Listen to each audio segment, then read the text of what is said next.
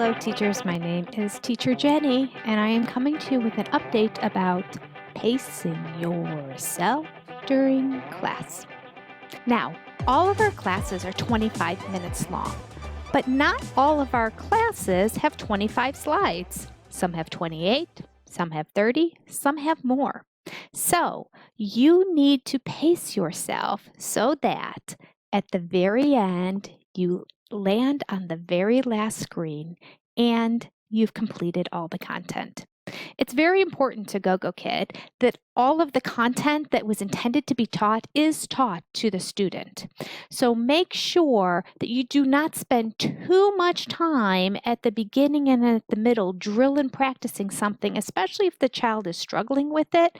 Maybe move on and try to reinforce it in later screens as you are introducing new things. Some children will get things very quickly. Some children are going to need a lot more help. But we shouldn't be stuck on a screen for minutes at a time, drill and practicing for a child who is struggling with it. We need to continue to move on so that we complete the entire lesson for the student.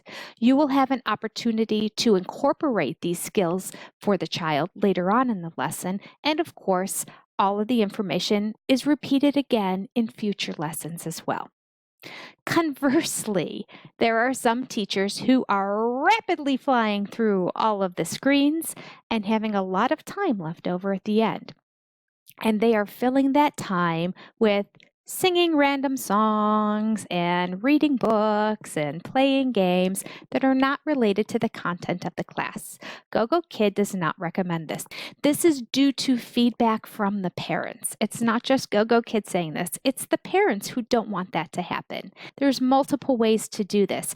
Taking content that the kid may have learned very quickly and then putting it into a sentence or short phrase and having them repeat that after you.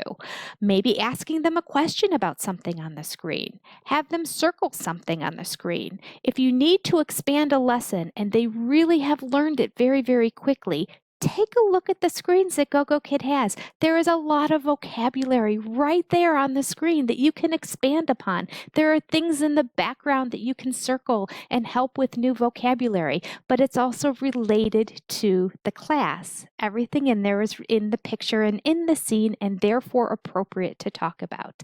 There is a plethora of stuff there in the lessons that will be able to help you get through the class.